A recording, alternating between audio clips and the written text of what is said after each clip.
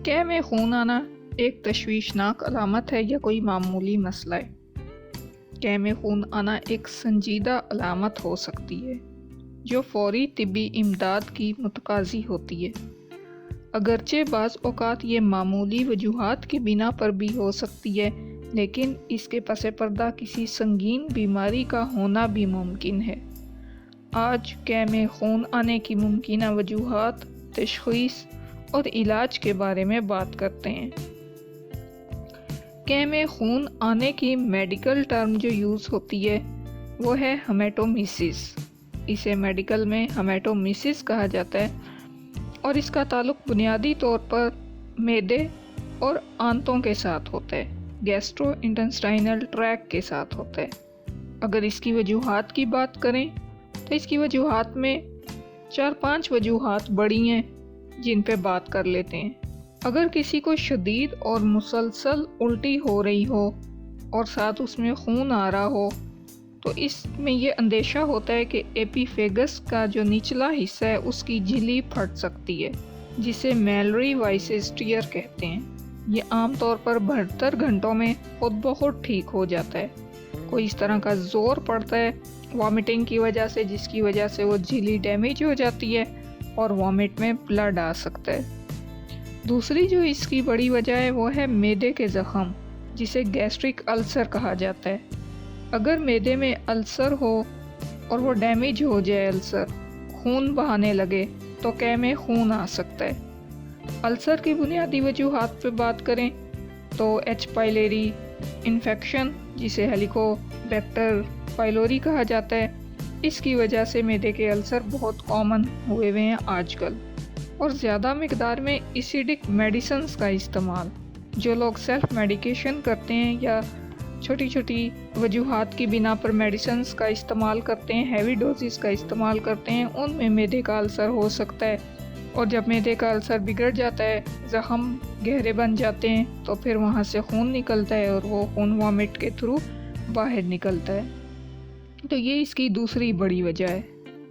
तीसरी अगर हम इसकी बड़ी वजह देखें तो वो जिगर के अमराज हैं। जिगर की बीमारियां जैसे हेपाटाइटिस या लीवर सिरोसिस, इसकी वजह से वो रीदें फैल सकती हैं जो कभी कभार फटकर शदीद खून बहाने लगती हैं। ये हालत इंतहाई ख़तरनाक हो सकती है और इसमें फ़ौरी तौर पर तिब्बी इमदाद की ज़रूरत होती है। लिवर डिसीज़ के अलावा एक और जो इसकी वजह है वो है एसोफेजियल कैंसर या फिर गैस्ट्रिक कैंसर। मैदे या एसोफेगस के कैंसर की वजह से भी कैं में खून आ सकता है, ख़ास तौर पर अगर बीमारी एडवांस स्टेज की हो, वहाँ पे ज़ख़म हो गए हों, डैमेज हो गया हो, झिल्लियाँ फट गई हों, चाहे मैदे में चाहे एसोफेगस में, एसोफेजियल कैंसर हो या गैस्ट्रिक कैंसर हो, तो फिर भी वॉमिटिंग में ब्लड आ सकता है। ये 4 तो थी पैथोलॉजिकल रीजंस। किसी वजह से झिल्लियाँ फट गई, गैस्ट्रिक अल्सर हो गया, गैस्ट्रिक कैंसर हो गया, एसोफेजियल कैंसर या लीवर डिजीज़ एडवांस स्टेज में, जिनकी वजह से वॉमिटिंग में ब्लड आ सकता है। लेकिन जहरीली या केमिकल अशिया के इस्तेमाल करने से भी वॉमिटिंग में ब्लड आ सकता है। ज़्यादा अल्कोहल के इस्तेमाल से या हैवी ड्रग्स के इस्तेमाल से, मेडिसिन्स के इस्तेमाल से मैदे की झिल्ली को या एसोफेगस की झिल्ली को नुकसान पहुंच सकता है और इसके नतीजे में वॉमिटिंग में ब्लड आ सकता है। अब रीज़न कोई भी रही हो, वजह कोई भी बने, वॉमिटिंग में ब्लड आए तो इस सूरत में क्या करना चाहिए? अगर वॉमिटिंग में अगर कैं में खून आ रहा है तो इंतज़ार ना करें, बल्कि फ़ौरी हेल्थ केयर प्रोवाइडर से बात करें। अगर खून की मिक़दार कम भी हो तो फिर भी आपको बात करनी चाहिए, क्योंकि हो सकता है कि अंदरूनी तौर पर ज़्यादा खून बह रहा हो लेकिन वॉमिट में कम आ रहा हो, जिसका अंदाज़ा फ़ौरी तौर पर लगाना मुश्किल हो सकता है। तो जब भी खून आए, वो थोड़ा हो या ज़्यादा हो, एक से ज़्यादा बार आए, तो फ़ौरी तौर पर तिब्बी इमदाद हासिल करें। जब ऐसा पेशेंट हॉस्पिटल में या क्लिनिक में जाता है तो उसके 4 वाइटल साइंस चेक किए जाते हैं। दिल की धड़कन, पल्स रेट, उसका ब्लड प्रेशर चेक किया जाता है, सांस लेने की रफ्तार, रेस्पिरेशन रेट जिसको कहा जाता है, इसको देखा जाता है। بلڈ پریشر ہو گیا اور ٹمپریچر چیک کیا جاتا ہے۔ تو pulse rate, blood pressure, respiration rate اور ٹیمپریچر یہ مین انڈیکیٹرز ہیں جو سب سے پہلے دیکھے جاتے ہیں۔ اگر مریض جوان اور صحت مند ہو تو وہ کچھ دیر تک اس حالت کا مقابلہ کر سکتا ہے، لیکن اگر خون بہنا جاری رہے تو جلد یا بدیر اس کے اثرات نمایاں ہونے لگیں گے، غنودگی، لیتھارجی اور اس طرح کی کنڈیشنز سامنے آتی ہیں۔ اگر مریض میں شدید خون کی کمی ہو، چاہے وہ اس کی اس بیماری کی وجہ سے ہو یا پہلے سے ہو، تو سب سے پہلے جسم میں خون کی مقدار کو برقرار رکھنے کے لیے خون لگایا جاتا ہے۔ ابتدائی علاج کے طور پر بلڈ ٹرانسفیوژن کی جاتی ہے۔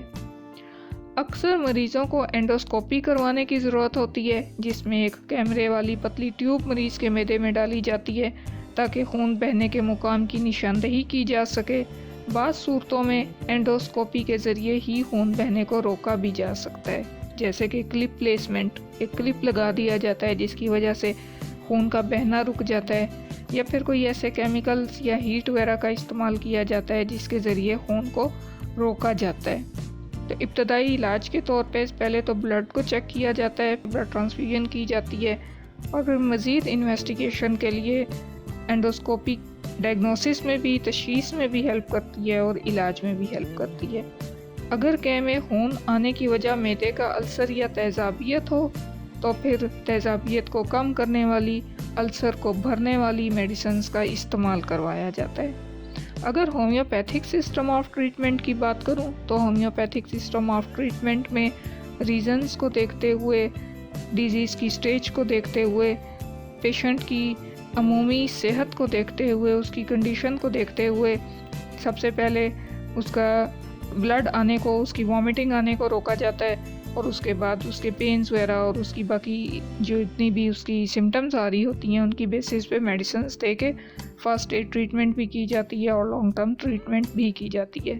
سم ٹائمز ہم لیتے ہیں کہ وامٹ میں بلڈ ایک دفعہ آ گیا، 2 دفعہ آ گیا اور اس کو ہم زیادہ سیریس نہیں لیتے، اگنور کر دیتے ہیں، لیکن خطرناک اشارے پہ بات کر لیتے ہیں کہ خون آنے کے خطرناک اشارے کون سے ہیں، کہ جب اس طرح کا خون ہو تو فوراً طبی امداد حاصل کرنی چاہیے۔ اگر کہہ میں تازہ سرخ خون ہو تو پھر فوراً آپ کو ڈاکٹر سے مشورہ کرنا چاہیے، کیونکہ اس کا مطلب ہے کہ کوئی تازہ زخم ہے اندر۔ اب اس کی وجہ کیا ہے وہ پھر انویسٹیگیشن کی جاتی ہے، ہسٹری دیکھی جاتی ہے پیشنٹ کی۔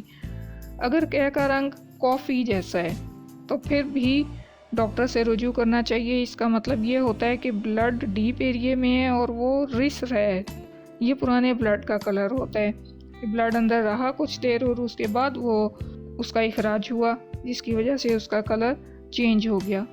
اگر بلڈ آ رہا ہو کہہ میں اور ساتھ بے ہوشی یا چکر آ رہے ہوں تو پھر بھی یہ ایک سنگین حالت کی طرف اشارہ ہو سکتا ہے۔ جلد کا زرد پڑ جانا یا یرقان والی جلد کا ہو جانا یہ کرونک لیور کی بیماری کی طرف انڈیکیشن ہے۔ اس صورت میں بھی فوراً ڈاکٹر کے پاس جانا چاہیے۔